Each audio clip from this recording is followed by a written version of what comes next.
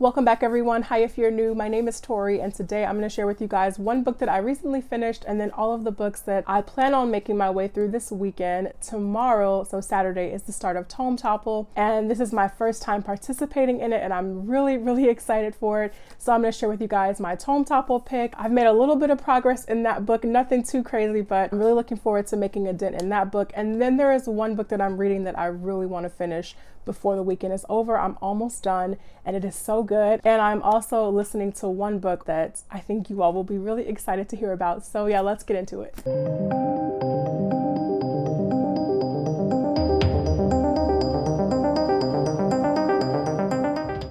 So the book that I finished was Mordacious by Lyons Fleming, and this is the first book in the series trilogy. And I mentioned this book in my last weekend reads update video. And this was so good. Mordacious is a separate trilogy from Lyons Fleming's Until the End of the World trilogy. So I mentioned this too last weekend. You have Until the End of the World, which is book 1, and then you have And After book 2, and then All the Stars in the Sky book 3. And so this is a post-apocalyptic zombie novel, and Mordacious is set in the same universe as these books, but it tells its own independent story with new characters, and it's really good. So in Mordacious, we're following this main character named Sylvie, and the book starts when her mother is dying and she's in the hospital with her mom and her best friend is there to support her.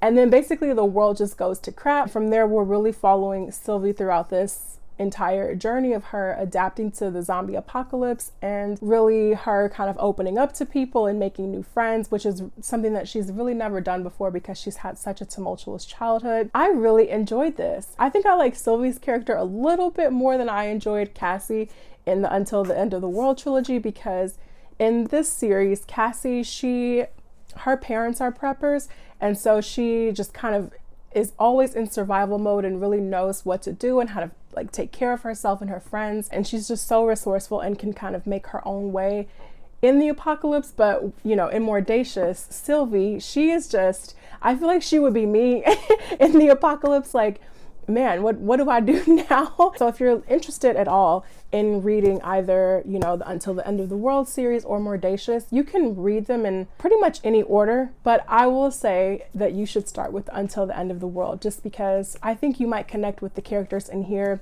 a lot quicker than the ones in Mordacious. And also a couple of the characters in Mordacious are tied to some of the characters in Until the End of the World, and so I think it'll be a lot more interesting and more surprising if you know these characters first. Lyons Fleming writes like she was in the zombie apocalypse, and it's really concerning because I'm like, do you have something you want to tell me? But overall, I really enjoyed it. It was a great read, and I'm currently listening to book 2 right now, which is Peripetia. And I really like it so far. I'm only about like an hour and 10 or so minutes in, and it's so good. I will say though, something funny that that happened while I was listening to Mordacious. So I think early on in Mordacious, I missed the part in the very beginning where they mentioned who would be narrating the audiobook. So I just thought it was a woman narrating it. And by the time one of the main like male characters came into the story, I was still thinking that this woman was narrating both parts. And I was like, oh my gosh, she's so talented. I was so confused the whole time, but then I realized there's actually 2 people narrating this audiobook. And then the next book, this actually just happened this morning. I have the app Libby, and I put this book on hold about 9 weeks ago, and so the hold just finally came through today. And that is Ninth House by Leigh Bardugo. Oh my gosh, you guys, this weekend I'm gonna be listening to Ninth House. I'm so excited. I read Ninth House last year and I loved it so much. I seriously cannot recommend this book enough. I mean, for the right audience, because this book is extremely dark. There's a lot of dark themes in here, but I really loved this book. I thought it was perfect. Quite honestly, I love these characters. I love the atmosphere. I love the story. So you know, you already know I'm going to be listening to Ninth House all weekend. I cannot wait. This is incredible. In this, we're following this main character named Alex Stern, and she's a freshman at Yale. And Alex has had a really hard childhood. She's grown up with this ability that has just really scarred her for most of her life.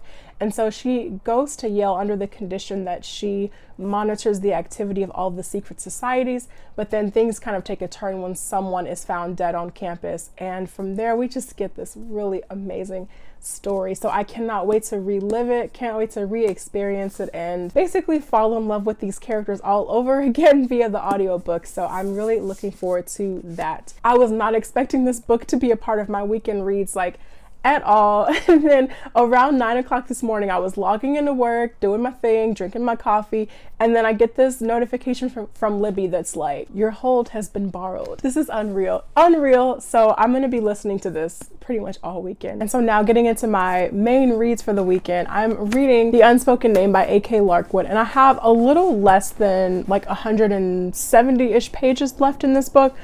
I'm almost there, you guys. I'm almost there. This book is amazing. I cannot believe, well, I mean, I guess I can believe, because I had really high expectations for this going into it. I don't know what it was about the synopsis of this book that just really sucked me in from the very beginning, but I've had it in my mind for a long time now that I would really love this book, and it has not disappointed me so far. This is an adult fantasy novel, but in some ways it feels like almost a coming of age story. We're following this main character named Sorway. On her 14th birthday, like so many girls who came before her, she is required to sacrifice herself for her god. But on the day that's supposed to happen, this mage, this wizard, is in the temple on the day that she's supposed to kill herself. And he essentially gives her another option. He's saying, you know, you don't have to do this. Instead, you should come with me and basically help me reclaim my city, my land where I've been exiled from. And Sorway is so reluctant to do this in the beginning, but she does it. She takes a chance, she goes along with him, and in so many ways she becomes a spy and an assassin for this wizard. It's really good. This is a quiet story though. It feels like when you're reading it and you look back on the things that have happened, it really feels like almost nothing has happened, but it's like, you know, you've read something, so things are definitely happening. I can't even really explain it right now. I love these characters. I love Sorway. The relationship that she has with another character has been making me laugh for this entire book, because they're both so snarky towards each other. They have every right to hate each other, but the way that they work together is really interesting. At the heart of the story, these characters have been looking for this lost relic, and that in so many ways is kind of like the driving force of a lot of the things that are happening and a lot of the character motivations that you see kind of playing out. I've mentioned this a couple of times, maybe a few on my channel now. I love so much when the writing style matches the tone of the story. This writing is so unobtrusive, it's so mellow and calm, and it just has a really like storytelling and almost fairy tale vibe in so many places. I think the world building is done very carefully. I just really enjoy this. I cannot wait to see what I think when this is over. There's just still so much that needs to happen, but it's really good, and I've really connected with this book. So yeah, it's great. So I'm going to keep reading this. I'm hoping to finish this weekend so I can, you know, keep it moving, because May is just full speed ahead. And then finally, the chunker that I'm going to be making my way through this weekend is Legacy of Ash, and this is by Matthew Ward, and this is the first book in I think it's going to be a planned trilogy. This is the book that I'm reading for Tome Topple, which starts tomorrow, and I have read a whopping 12 pages from the last time that I spoke about this book, and I think now I'm on chapter 4. I just kind of want to get to a point where I feel at home in this world and really understand the things that are going on. I think that this book is really heavy in politics, so I think if that's something that interests you in epic fantasy, then you might really enjoy this, or at least the beginning of this. I've just read through a lot of conversations between characters who I don't know that well, and they're talking about things that I'm not familiar with, and so I'm just kind of like, what is happening?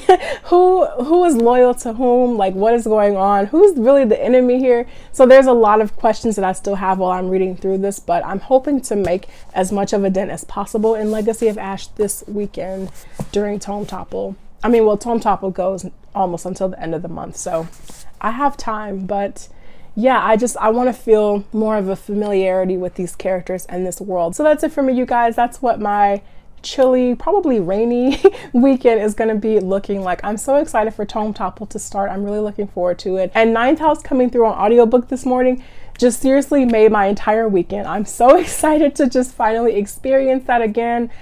I love it so much. And yeah, just kind of juggling Peripetia, and I want to finish the Unspoken Name. It's just, I think it's going to be a good weekend. So let me know down in the comments what you guys are going to be doing this weekend, what you're going to be reading. If you're going to be participating in Tome Topple, I want to hear about it. And I will see you in the next video. Take care.